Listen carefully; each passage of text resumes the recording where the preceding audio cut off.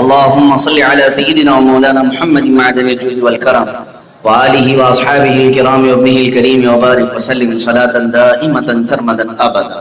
اللہ عز و جل نے انسان کو بے شمار خوبیوں سے نوازا ہے اور وہ اپنی خوبیاں اندر سمایا ہوا ہے، بعض اوقات پر ظاہر ہوتی ہیں، بعض اوقات پر چھپی رہتی ہیں۔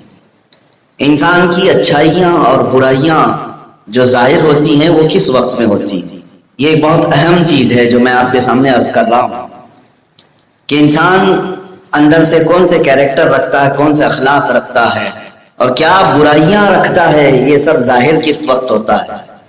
تو انسان کو اللہ تبارک و تعالیٰ نے ویسے ہی ستر پوشی کے ساتھ رکھا ہے، بہت سارے پردے ڈال کر رکھا ہے، برائیاں بھی چھپی ہوئی ہیں، اچھائیاں بھی چھپی ہوئی ہیں، لیکن بزرگان دین نے فرمایا کہ اس کی تمام چیزیں ظاہر ہوتی ہیں اس وقت جب انسان غصے میں آپے سے باہر ہوتا ہے۔ غصہ جب انسان کو دلایا جائے اور شدت کا غصہ اس کے اوپر آ جائے تو پھر انسان کی اچھائیاں بھی معلوم ہوتی ہیں اور برائیاں بھی معلوم ہوتی ہیں۔ نیک اخلاق، اچھی عادات اور اچھے خلق رکھنے والا انسان غصے پر قابو پاتا ہے، اور اگر اندر سے تربیت کی کمی ہے تو اسی غصے میں وہ قابو سے باہر ہوتا ہے۔ جو کچھ زبان میں آیا سب کہہ جاتا ہے، جتنا کچھ کرنا ہے وہ کر جاتا ہے، لیکن غصہ ختم ہونے کے بعد پھر پچھتاتا بھی ہے اپنے کیے پر۔ میں آج یہ آپ کو عرض کرنا چاہوں گا کہ غصے میں لیے ہوئے معاملات کتنی دور تک اس کا اثر ہوتا ہے۔ اسی لیے مشہور ہے قول، لمحے نے خطا کی صدیوں نے سزا پائی۔ کبھی کبھار ایسا ہوتا ہے کہ ایک لمحہ خطا ہو جاتی ہے لیکن اس کی سزا صدیوں تک ہوتی ہے۔ اسی لیے نبی کونین صلی اللہ تعالیٰ علیہ وسلم کے اخلاق کریمانہ میں صحابہ نے جو کوٹ کیا ہے، یہاں تک کہ ایک صحابی ہیں حضرت زید بن سخنہ رضی اللہ تعالیٰ جو یہودی عالم تھے، بہت بڑے عالم تھے، تو کہتے ہیں کہ میں نے ساری نبوت کی علامات دیکھ لیا تھا حضور، لیکن دو علامتیں اور باقی تھی مجھے دیکھنی ہیں جو میں نے اپنی کتابوں میں پڑھا ہے، پرانی کتابوں میں، کہ نبی کی صفات اور نبی کے اخلاق میں ایک چیز یہ بھی ہوتی ہے۔ وہ کیا ہے؟ نبی بہت بردبار ہوتا ہے، برداشت کرنے کی طاقت زیادہ ہوتی ہے، اور نبی کے ساتھ جتنے غیر اخلاقی کام کریں گے اتنے ہی وہ اخلاق دکھائیں گے۔ یہ ان کی کتاب میں موجود تھا کہ تم ان کے ساتھ بدتمیزی کرو تو جواب میں نبی بدتمیزی نہیں بلکہ اس سے اعلیٰ اخلاق کے ساتھ وہ پیش آئے گے۔ ایک بار حضرت زید بن سخنہ کہتے ہیں میں یہ علامات ڈھونڈنے کے لیے کئی دن تک لگا رہا، اتفاق ایسا ہوا کہ ایک بار میں مجلس میں ہی بیٹھا ہوا تھا، ایمان لایا نہیں تھا، ایک شخص آیا کسی گاؤں کا اور وہ شکایت لے کر کے آیا، اے اللہ کے رسول، میں نے اپنے گاؤں والوں سے کہا تھا کہ تم اسلام لے آؤ تو تمہیں نفع ہوگا، اللہ تمہیں خوب برکتیں دے گا، لیکن ہوا ایسے کہ ہمارے گاؤں میں اتنی بارش آ گئی ہے کہ سب فصلیں خراب ہو گئی۔ وہ ایمان تو لے آئے میرے کہنے کے مطابق، لیکن ساری فصلیں خراب ہو گئی، اب غلہ بھی نہیں ہے، محتاجی میں آ گئے، کہیں وہ اسلام سے پھر نہ جائیں، اسلام کے بارے میں بدگمان نہ ہو جائے کہ ہم اسلام میں آئے تو ایسا ایسا ہو گیا۔ تو رسول کریم صلی اللہ تعالیٰ علیہ وسلم کے پاس وہ شخص اپنے گاؤں کی شکایت لے کر کے آئے تھے۔ یہ زید بن سخنہ کہتے میں بیٹھا ہوا تھا، انہوں نے کہا اے رسول پاک صلی اللہ تعالیٰ علیہ وسلم کچھ تو آپ عطا کر دیں تاکہ میں گاؤں والوں کو غلہ خیرات کروں، اناج دے سکوں، ان کو اسلام پر باقی رکھ سکوں۔ حضور پاک صلی اللہ تعالیٰ علیہ وسلم نے نظر دوڑائی، وہاں کسی کے پاس کچھ بھی نہیں تھا۔ حضرت زید بن سخنہ کہتے ہیں میرے پاس سونے کے سکے تھے، 80 مسقال چاندی کی سونا تھا، میں نے وہ بغیر کہے ہی محمد صلی اللہ علیہ وسلم کو دے دیا، ایمان لائے ہوئے نہیں، یہودی عالم ہے، میں نے کہا ہے محمد آپ یہ لے لیں، مجھ سے قرض لے لیں، جو شخص آیا ہے اس کی ضرورت آپ پوری کر لیں، جب آپ کے پاس وقت میسر آئے مجھے یہ واپس لوٹا دیں۔ حضور اکرم صلی اللہ تعالیٰ علیہ وسلم نے ان سے وہ 80 مسقال پورے لے لیے اور پورے کے پورے اس شخص کو دے دیے جو دیہات سے آئے، اور وہ لے کر کے سونے کے سکے چلے گئے اپنے گاؤں، اپنے لوگوں کو اناج غلہ تقسیم کیا۔ اب بات یہاں ہے، دن گزرتے گئے، ایک دن، دو دن، تیسرے دن زید بن سخنہ کہتے ہیں میں پیچھے پڑ گیا محمد صلی اللہ علیہ وسلم سے، میرے پیسے کہاں ہیں، میں نے جو قرضہ دیا، میں نے جو ادھار دیا وہ کہاں ہے؟ تو لگا رہتا تھا۔ ایک وقت ایسا آیا کہ مسجد نبوی سے نکل رہے تھے، حضرت عمر آپ کے ساتھ سے، حضور صلی اللہ علیہ وسلم کے ساتھ، اور بھی کچھ صحابہ تھے۔ زید بن سخنہ کہتے ہیں میں سیدھے گیا اور آپ کا جبہ پکڑ کر کھینچا، اور میں نے کہا اے محمد صلی اللہ علیہ وسلم تم لوگوں نے یہ کیا بنا رکھا ہے، لوگوں سے پیسے لیتے اور واپس دینے کا نام نہیں لیتے ہو۔ سخت و شست جملے انہوں نے کہنا شروع کیا حضور صلی اللہ علیہ وسلم۔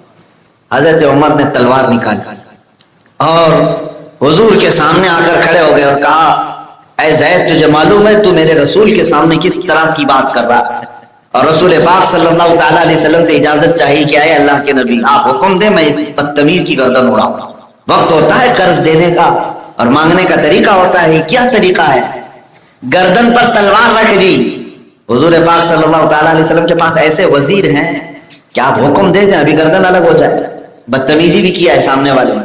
زید بن سہنا کہتے ہیں حضور صلی اللہ تعالیٰ علیہ وسلم نے تلوار پر سے ہاتھ ہٹایا، کہا اے عمر پیچھے ہٹ جاؤ، اور اس کے بعد یہ کہا عمر یہاں تم گردن اڑانے کی بات کرنے کی بجائے ہم دونوں کو بھی نصیحت کرتے، تم مجھے یہ کہتے کہ اے اللہ کے رسول آپ جلد قرضہ ادا کر دیں اور اسے یہ کہتے کہ بھائی مانگنے کا طریقہ تھوڑا اچھا سا کر۔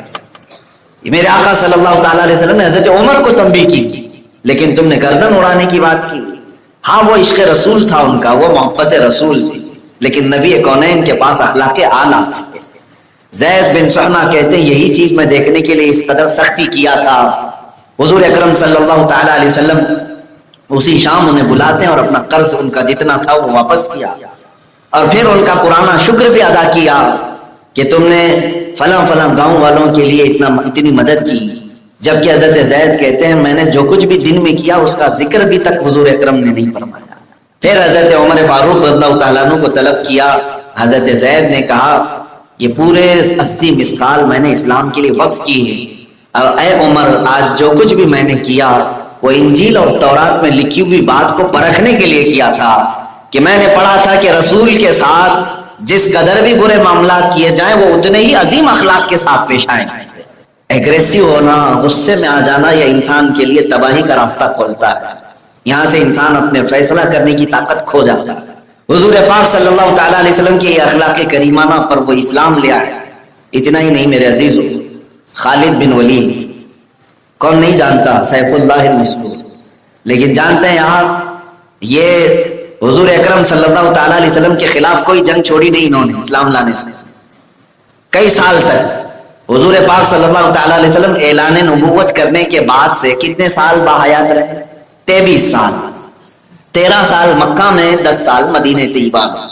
یوں سمجھ لیں کہ تقریباً 20 سال تک خالد بن ولید ایمان لائے نہیں ہیں، شروع سے 20 سال تک لڑے ہیں حضور سے، ہر جنگ میں اور جگہ جگہ فوجیں اکٹھا کرنا، یہاں تک کہ نماز خوف بھی خالد بن ولید کی وجہ سے حضور کو پڑھنا ہوتا۔ نماز خوف کیا ہے؟ حضور پاک صلی اللہ تعالیٰ علیہ وسلم اپنے صحابہ کو لے کر مدینے سے باہر چل رہے تھے، ایک علاقہ ایسا آیا کہ خالد بن ولید وہاں پر اپنے گھڑ سواروں کے ساتھ سامنے آ گیا۔ خالد بن ولید خود کہتے ہیں میں نے چاہا کہ اب ان پر حملہ کر دوں، لیکن موقع کی طاق میں تھا حضور اکرم صلی اللہ تعالیٰ علیہ وسلم اپنے صحابہ کے ساتھ جنگ سے بچاتے ہوئے نکل رہے تھے۔ نماز کا وقت آیا ظہر کے، حضور پاک صلی اللہ تعالیٰ علیہ وسلم نماز کے لیے کھڑے ہو گئے۔ خالد بن ولید اپنے گھوڑ سواروں کے ساتھ تلوار سوتے ہوئے کھڑے تھے کہ یہ لوگ سجدے میں جائیں میں مار دوں۔ اب نماز خوف کا حکم کیسے ہے؟ قرآن میں ہے، اللہ نے فرمایا فوج جو ہے اسلامی فوج 2 حصوں میں بٹ جائے گی، ایک حصہ سامنے کھڑا رہے گا دشمن کے سامنے، دوسری فوج پیچھے نماز پڑھ رہی ہوگی، اور کیسے 1 رکعت پڑھے گی، صرف 1 رکعت پڑھے گی، سجدہ کرے گی، اٹھ کر کے وہ پہلی صف میں آ جائے، وہ تلوار اٹھا لے، اپنے اسلحے اٹھا لے، جو سامنے کھڑے ہیں وہ پیچھے چلے جائیں، وہ 1 رکعت پڑھیں، پھر وہ 1 رکعت کے بعد واپس پھر وہ آئیں، پھر جو سامنے کھڑے ہوئے ہیں یہ پھر جائیں اپنی دوسری رکعت پڑھیں، پھر وہ دوسری رکعت کے بعد پھر آئے اور یہ پہلے والی جو ہے وہ جا کے دوسری پڑھے۔ اس طرح وہ 4 رکعت یا جتنی رکعتیں ہیں ایک رکعت کر کے وہ چلتے پھرتے رہیں گے جنگ کے حالت میں۔ اس کو نماز خوف کہا گیا ہے۔ یہ جنگ کے حالات میں صرف نماز پڑھی جاتی ہے، جنگ کے حالات میں، یعنی دشمن سے منہ پھیرنا بھی نہیں ہے اور اپنے رب کی عبادت میں کمی کرنا بھی نہیں۔ اور یہ نماز حضور اکرم صلی اللہ تعالیٰ علیہ وسلم نے ادا کی خالد بن ولید کی وجہ سے، کہ وہ تلوار کھینچے کھڑے تھے، موقع ملے سارے لوگ نماز میں جائیں تو ہم ماریں۔ اس طرح سے نماز خوف بھی میرے آقا نے ادا کیا۔ خالد بن ولید کہتے ہیں اس دن بھی میں مار نہیں سکا، واپس آ گئے۔ یہ اسلام کی فوجیں بڑھتی چلی جا رہی تھی، لوگ جوق در جوق اسلام میں داخل ہو رہے تھے۔ خالد بن ولید کہتے ہیں ایک وقت ایسا آیا، کیا مجھے خبر مل گئی کہ حضور محمد صلی اللہ تعالیٰ علیہ وسلم اپنے عمرے کی قضا کرنے کے لیے مکہ آ رہے ہیں۔ اب ہمارے پاس مکہ میں اتنی طاقت بھی نہیں تھی کہ ان سے مقابلہ کریں، کیونکہ 6 سال کے بعد وہ 10,000 کا لشکر لے کر مکہ میں آ رہے تھے۔ جو 2 لوگ مدینے سے مکہ سے گئے تھے 6 سال بعد، وہ 10,000 کے ساتھ مدینے میں سے مکہ آ رہے تھے۔ خالد بن ولید کہتے ہیں میں مکہ چھوڑ کر بھاگ گیا، کیونکہ اب آئیں گے حضور صلی اللہ تعالیٰ علیہ وسلم، جو جو جنگوں میں ان کے مقابل میں تھا سب کو پکڑیں گے، بلائیں گے۔ مکہ چھوڑ کر کے وہ فرار تھے۔ حضور پاک صلی اللہ تعالیٰ علیہ وسلم مکہ میں آئے، جنہیں معاف کرنا تھا معاف کیا، جن کا مواخذہ کرنا تھا مواخذہ کیا۔ اس میں ایک صحابی ہیں ولید بن ولید، جو خالد بن ولید کے سگے بھائی، وہ صحابی تھے، ایمان لا چکے تھے۔ مکہ میں جب آئے حضور اکرم صلی اللہ تعالیٰ علیہ وسلم خانہ کعبہ میں نماز پڑھنے کے بعد ولید بن ولید سے پوچھتے ہیں، اے ولید تمہارا بھائی خالد کہاں ہے؟ تمہارا بھائی خالد کہاں ہے؟ وہ ایک جرنیل ہے، جنگجو ہے، بہت سخت غیر جنگ کرنے والے۔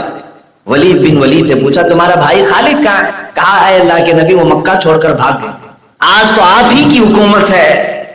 حضور پاک صلی اللہ تعالیٰ علیہ وسلم نے فرمایا، اے ولید خالد جیسے عقل مند آدمی کے پاس اگر اسلام آ جائے تو میں سمجھتا ہوں کہ وہ بہت زیادہ نفع اٹھائے، اور اس جیسے عقل والے کو اسلام سے دور نہیں رہنا چاہیے۔ بس یہ جملے کہے، اور پھر یہ بھی فرمایا اگر خالد یہاں ہوتے تو ان کو شایع نشان میں ان کو مقام دیتا۔ جو شخص اتنے سال جنگوں میں حضور کے مقابل میں آتے، تو یہ حضور پاک صلی اللہ تعالیٰ علیہ وسلم نے فرمایا، اور مکہ سے مدینے واپس چلے گئے۔ ان کے بھائی ولید خالد کو خط لکھ کر کے بھیجتے ہیں کہ تم کہاں ہو، جلدی سے واپس آ جاؤ، محمد صلی اللہ علیہ وسلم آئے تھے اور تیری خیریت پوچھ رہے تھے۔ خالد بن ولید کہتے ہیں اس دن مجھے احساس ہوا کہ کوئی دشمن میری خیریت پوچھے گا، جس کے اتنے ساتھیوں کو میں نے قتل کر ڈالا، مار ڈالا، ان کے سگے چچا امیر حمزہ کا کلیجہ چبا دیا گیا اسی جنگ میں جس میں خالد بن ولید سپہ سالار نہیں تھے، جنگ احد میں۔ میری خیریت پوچھا انہوں نے۔ وہ کہتے ہیں دل یہیں سے موم ہو گیا، اور اس کے بعد کہتے ہیں کہ میں واپس مکہ آیا، سوچا کہ کسی کو ساتھی بنا لوں، جس کے پاس جا کر کے پوچھتا تھا کوئی ساتھ میں آنے کو تیار نہ تھا۔ آخر کار عثمان بن طلحہ ایک صحابی تھے، ان کو میں نے پیش کیا، دیکھو اب ہماری حالت ایسی ہے کہ ہم صرف اکیلے رہ گئے، باقی محمد کی فوج بڑھتی چلی جائے گی، آج اگر ہم ان کی اتباع نہ کریں تو پھر ہم کو ذلیلوں کی اتباع کرنا پڑ جائے گا۔ تو وہ صحابی جو عثمان بن طلحہ ہے خالد بن ولید کے ساتھ ہو لی اور مدینے چلے آئے۔ خالد بن ولید کہتے ہیں میں نے برسوں بڑے بڑے جنگوں میں، بڑی بڑی جنگوں میں سفر کیا ہے، مہینے کا سفر، 2 مہینے کا سفر ہوتا، لیکن میری زندگی کا سب سے لمبا سفر مجھے لگ رہا تھا یہ جو مکہ سے میں مدینے جا رہا تھا اسلام قبول کرنے کے لیے، حضور کے پاس جا رہا تھا۔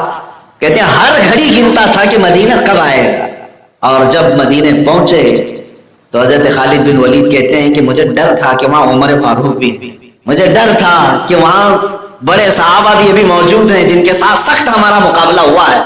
کہتے ہیں میں نہا دھو کر کے نکلا، مسجد نبوی کے پاس عصر کی نماز ہو چکی تھی، رسول پاک صلی اللہ تعالیٰ علیہ وسلم مسجد نبوی میں اپنے صحابہ کے ساتھ بیٹھے تھے۔ ہم جیسے ہی اندر گئے حضور پاک صلی اللہ تعالیٰ علیہ وسلم دیکھتے ہی مسکرائے اور مرحبا مرحبا، جبکہ وہ ایمان لائے ہوئے نہیں، اور کس لیے آئے ہیں ابھی یہ کسی کو معلوم بھی نہیں۔ حضور نے اس طرح استقبال کیا۔ صحابہ کہتے ہیں ہم سب کھڑے ہو گئے کہ خالد بن ولید آئے، کہیں بری نیت تو نہیں۔ حضرت خالد بن ولید کہتے ہیں میرا چہرہ اس دن اٹھ نہیں رہا تھا، اس دن اٹھ نہیں رہا تھا، کیونکہ وہ ساری جنگیں میری نظروں میں تھی جو میں نے ان کے مقابل میں آ کر کے لڑی۔ محمد صلی اللہ تعالیٰ علیہ وسلم کے پاس میں آیا تو صرف میں نے کہا کہ سنا ہے آپ مکہ آئے تھے اور مجھے یاد کیا تھا۔ حضور نے فرمایا ہاں خالد میں نے بھی یاد کیا اور اللہ نے بھی تجھے یاد کیا، تو کیوں اسلام میں داخل ہونے سے پس و پیش کرتا ہے؟ حضرت خالد بن ولید نے پوچھا میں نے اب تک جو معاملات کیے ہیں کیا وہ معاف ہو جائیں گے؟ میں آپ کے مقابل میں آیا، حق کے خلاف لڑتا رہا، بس لوگوں نے مجھے بھڑکایا ہوا تھا، حقیقت سے میں دور تھا۔ حضور پاک صلی اللہ تعالیٰ علیہ وسلم نے فرمایا خالد اسلام لے آؤ، ما سبق جو کچھ گزر چکا ہے سب اللہ معاف فرمائے۔ وہ کلمہ طیبہ پڑھتے ہیں، اسلام میں داخل ہوتے ہیں، اس کے باوجود عرض کرتے ہیں اے اللہ کے رسول مجھے اس بات پر اطمینان نہیں ہو رہا ہے، میرے لیے دعا فرما دیں۔ حضور نے فرمایا تیری ساری پچھلی چیزیں معاف کر دی گئی، پھر بھی کہا کہ آپ دعا فرما دیں. تب اللہ کے نبی صلی اللہ علیہ وسلم نے دعا کیا، اے اللہ اسلام لانے سے پہلے خالد نے جتنی جنگیں لڑی ہیں اب اسے اتنی قوت عطا کر کے اسلام پر رہ کر کے اس کا کفارہ ادا کر سکے. اور اس کے بعد حضرت خالد بن ولید 8 یا 9 سال تک رہے، 125 جنگوں میں شرکت کی اور کوئی جنگ آپ کی شکست سے ہمکنار نہیں. ہر جنگ میں اللہ نے آپ کو فتح عطا فرمایا، اور جو علاقے خالد بن ولید نے اپنے زمانے میں فتح کیے تھے وہ آج تک علاقے مسلمانوں کے ہی پاس. دعا تھی رسول پاک صلی اللہ علیہ وسلم. یہ آپ کے اسلام لانے کا واقعہ میں نے اس لیے عرض کیا کہ جو رسول پاک صلی اللہ تعالیٰ علیہ وسلم بردباری اس قدر ہے کہ جو ہمیشہ جنگوں میں مقابلہ ایک نہیں ہے کئی ہیں. ابو سفیان ہیں، عمرو بن عاص ہیں، اکرمہ بن ابو جہل ہیں، ابو جہل کے بیٹے اکرمہ، یہ سب آئے ہیں دائرہ اسلام میں. وہ ہندا جس نے حضور کے چچا کا کلیجہ چبایا وہ اسلام میں آئی ہیں، صحابیہ ہو گئی. ہم ان کے بارے میں آج بول نہیں سکتے، لیکن اسلام لانے سے پہلے انہوں نے کیا کیا نہیں کی. یہ نبی کی بردباری ہوتی ہے، تحمل اور برداشت کی طاقت. اسی لیے رسول پاک صلی اللہ تعالیٰ علیہ وسلم نے فرمایا کہ سل من قطعک، اس سے تم رشتہ جوڑ لو جو تمہیں توڑ رہا ہے. حضور اکرم صلی اللہ تعالیٰ علیہ وسلم کی حدیث جس سے پورا معاشرہ ہمارا مربوط ہے، اور یہاں تک کہ وعید بھی میرے آقا نے فرمایا جو رشتوں کو توڑتا ہے وہ جنت کی خوشبو بھی نہیں سونگھ سکتا. یعنی جس کے اندر اپنے بھائیوں کو، اپنے بہنوں کو، اپنے رشتہ داروں کو معاف کرنے کی قوت نہیں ہے. بہت سارے معاملات ہوتے ہیں، غصے میں لیے ہوئے فیصلے تمہاری کئی زندگیاں خراب کر جاتی ہیں، لیکن معاف کرنے کی اگر تمہارے اندر سکت نہیں ہے تو میرے آقا صلی اللہ علیہ وسلم نے فرمایا جو دنیا میں معاف نہیں کرتا کل قیامت کے دن وہ معاف نہیں کیا جائے گا. تم اپنے رحمان سے جس بات کی امید رکھتے ہو کہ اللہ میرے ہر گناہ کو معاف کرے، تم اپنے لیے جب یہ چیز امید رکھتے ہو تو اپنے ماتحت جو ہے ان کو معاف کرنا سیکھو. یہ اسلام ہے. سل من قطعک، جو تمہیں توڑے اسے جوڑ.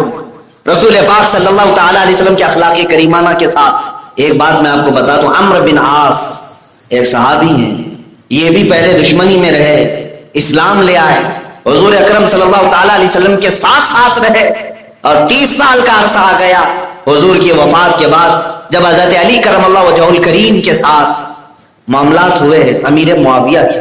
یہ خلافت علی کے زمانے کی بات کر رہا ہوں کہ اختلاف ہو گیا 2 صحابہ میں، حضرت علی اور حضرت امیر معاویہ میں، خون عثمان کی وجہ سے. حضرت عثمان کا قتل ہو گیا تو امیر معاویہ بدلہ لینے کے لیے مطالبہ کر رہے تھے حضرت علی سے جو خلیفہ وقت تھے اور خلیفہ برحق تھے. حضرت علی کرم اللہ وجہہ الکریم کے نزدیک بہت سارے مسئلے تھی. بہرحال اس مسئلے کو لے کر کے بات اتنی بڑھ گئی کہ جنگیں ہو گئی، 2 جنگیں ہو گئی، جنگ جمل اور جنگ صفین. یہ جو جنگ ہوئی یہ مسلمانوں میں آپس میں ہوئی تھی. اس میں حضرت عمرو بن عاص حضرت امیر معاویہ کی طرف سے، امیر معاویہ کی طرف سے ان کے بیٹے حضرت عبداللہ بن عمرو یہ بیان کرتے ہیں کہ جب جنگ ہو گئی یہاں تک کہ عمار بن یاسر قتل ہو گئے جو حضرت علی کی طرف سے آئے تھے، اور حضور اکرم صلی اللہ تعالیٰ علیہ وسلم نے ان کو زندگی میں بشارت دی تھی. فرماتے ہیں میرے آقا ہے عمار تجھے ایک باغی جماعت قتل کرے گی، اور عمار بن یاسر جنت کی طرف بلا رہے ہوں گے اور وہ جماعت دوزخ کی طرف بلا رہی ہوگی. اور اسی جنگ میں وہ قتل ہو گئے جنگ صفین میں. تو حضرت عبداللہ اپنے باپ سے کہتے ہیں عمرو بن عاص سے کیا آپ نے حضور کی حدیث نہیں سنی؟ دیکھو حضرت علی کی طرف سے آئے تھے اور وہ قتل ہو گئے، اب تو باز آ جاؤ، ان تمام چیزوں کو چھوڑ. بہرحال وہ جنگ آپس میں صلح مصالحت کے بعد ختم ہو گئی، پھر کبھی نہیں ہوئی. لیکن حضرت عمرو بن عاص کہتے ہیں اب سنیے غصے میں لیے ہوئے فیصلے، ایگریسو ہو کر کے اتنے بڑے جو معاملات ہو. عمرو بن عاص کہتے ہیں ایک وقت تھا میں کفر پر تھا اور اس کے بعد اللہ نے ہدایت دی، میں اسلام میں آیا، وہ سب سے اچھے دن تھے، حضور پاک صلی اللہ تعالیٰ علیہ وسلم کے ساتھ رہا. پھر ایک زمانہ ایسا آ گیا کہ حضرت علی اور امیر معاویہ میں معاملات ہوئے تو میں امیر معاویہ کے ساتھ کھڑا رہا. معاملات کو دیکھتے ہوئے اب جنگ تک کی نوبت آئی. عمرو بن عاص کہتے ہیں کاش یہ دن آنے سے پہلے میں مر گیا ہوتا. ہر دن یہ بات کرتے تھے، ہر دن یہ بات کرتے، کاش مسلمانوں کی آپس کی جنگ دیکھنے سے پہلے میں دنیا سے چلا گیا ہوتا. یہی بات ام المومنین عائشہ صدیقہ بھی فرماتی تھی کہ کاش یہ جنگوں کے ہونے سے پہلے میں دنیا سے چلی گئی ہوتی. میرے عزیزوں کبھی کبھار زندگیاں تمہیں سخت بنا دیتی، حالات اس طرح لے آتے ہیں کہ تم سختیوں میں اپنی بہنوں کو نکال دیتے ہو، اپنے بھائیوں کو نکال دیتے، اور پھر ایک دور گزر جاتا ہے، اس کے بعد پچھتاوا تو آتا ہے. کچھ لوگ پچھتاوے کے بغیر مر جاتے ہیں انہی دشمنیوں میں. حضور اکرم صلی اللہ تعالیٰ علیہ وسلم نے انہی کے متعلق فرمایا کہ جو اپنے بھائی کو معاف نہیں کر سکتا، کل قیامت کے دن وہ میری شفاعت کے لیے نہ آئے، میری شفاعت کے قریب نہ آئے. حضور اکرم صلی اللہ تعالیٰ علیہ وسلم کی اس حدیث کی بنیاد پر میں یہ عرض ضرور کروں گا، ہمارے پاس کتنے ایسے لوگ ہیں جو شکایت کرتے ہیں، بہنیں ہیں جن کے بھائی ان سے روٹے ہوئے ہیں، گھروں سے باہر رکھے ہوئے.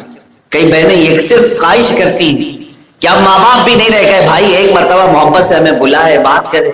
نہیں ہوتا. یہ قطع رحمی، یعنی رشتوں کو توڑ کر کے رکھنا اور معاف نہ کرنے کا جذبہ. میرے عزیزو، آپ امت محمدیہ میں رسول پاک صلی اللہ تعالیٰ علیہ وسلم کے اخلاق کی کریمانہ سب سے اعلیٰ اخلاق ہے، سب سے اعلیٰ اخلاق ہے. انہی اخلاق کریمانہ نے لوگوں کے دل جیت لیے. مکہ والے جب گرفتار ہو کر کے آئے فتح مکہ کے دن، حضور نے ان سے پوچھا تم میرے بارے میں کیا گمان رکھتے ہو؟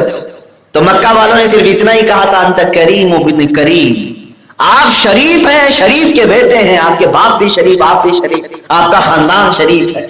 تو صحابہ اس دن نعرہ لگا رہے تھے، اس دن الیوم یوم الزحمہ یوم الملحمہ.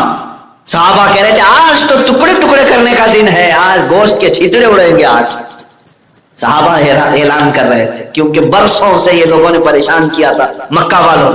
میرے آقا صلی اللہ تعالیٰ علیہ وسلم اپنی اونٹنی پر سوار ہوتے ہیں، مکہ والے قیدی تھے، اس دن قیدی تھے، 10,000 صحابہ کے لشکر کے بیچ میں کھڑے تھے. اس دن وہ سر نہیں اٹھا رہے تھے مکہ والے. اللہ کے نبی صلی اللہ تعالیٰ علیہ وسلم نے فرمایا الیوم یوم الرحمہ اذهبوا انتم الطلقاء، آج کا دن رحم کرنے کا دن ہے، جاؤ تم سب کے سب آزاد ہو. یہ حدیث پاک میں ہے یوسف علیہ السلام بنی اسرائیل کے نبی اپنے سگے بھائیوں کو کنویں میں ڈالنے کے بعد پھر معاف کرتے ہیں. محمد صلی اللہ علیہ وسلم رحمت للعالمین ہے، اپنی امت کو کیوں نہ معاف کرے گا؟ میرے عزیزوں، انبیاء کرام علیہ السلام کی یہ زندگیاں ہمارے لیے درس عبرت ہوتی ہیں. بدلو اپنی زندگیوں میں کڑھن، جلن، حسد، کینہ، یہ چیزیں تمہیں بیمار بنا دیتی ہیں اور ایسی بیمار بناتی ہیں کہ پل پل سکون ختم کر دی جاتی ہے. اگر کسی سے تمہیں نفرت ہو تو ہمیشہ اس کی کڑھن میں مریض بنتے چلے جاؤ. معاف کرنے کا جذبہ رکھو، وسعت قلبی رکھو، کشادہ ظرفی رکھو. خاندانی معاملات ہوتے رہتے ہیں، کچھ لوگوں کو دیکھا ہے ہم نے غصے میں لیے ہوئے معاملات کتنی دور تک جاتے ہیں.